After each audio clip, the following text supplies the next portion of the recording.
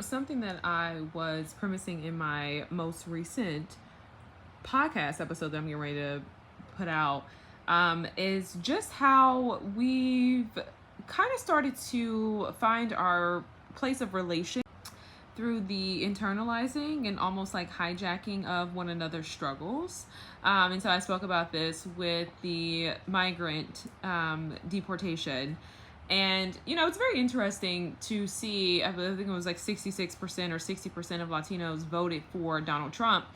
And, I think that speaks volumes to how in this time, seeing content creators use images of black babies who were fed to alligators for white amusement to the alligator a la carte, what is it, a la carte's camp.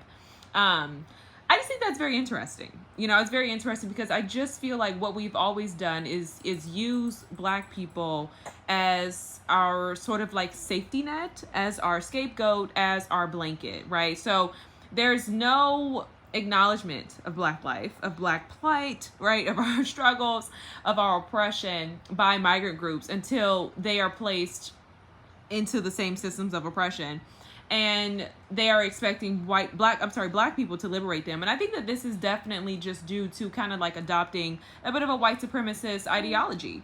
You know what I mean? It's no different than white people constantly seeing African Americans as tools for their own comfort and amusement. I think immigrants are doing the same thing. There is absolutely no acknowledgement ever, of African Americans until now. And sort of like the way that they've gone about bridging the gap is saying, hey, listen, our struggle is your struggle, when it's not. It's not our struggle. That's not our struggle. You know what I mean? And so people get upset when we say that, or we reject this idea of like, we're all in this together, when the truth is that we're only brothers and sisters online.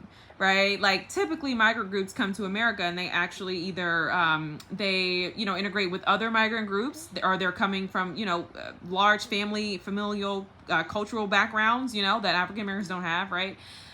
Or they're typically integrating into white spaces, right? Adopting white supremacist ideology, adopting racist ideologies and stereotypes about black people, but they're not coming into black spaces, and they're not up in arms with their black quote unquote brothers and sisters, right? It's only when the discrimination happens and it says, oh, look, y'all been through this too, we're in this together, when we've never been.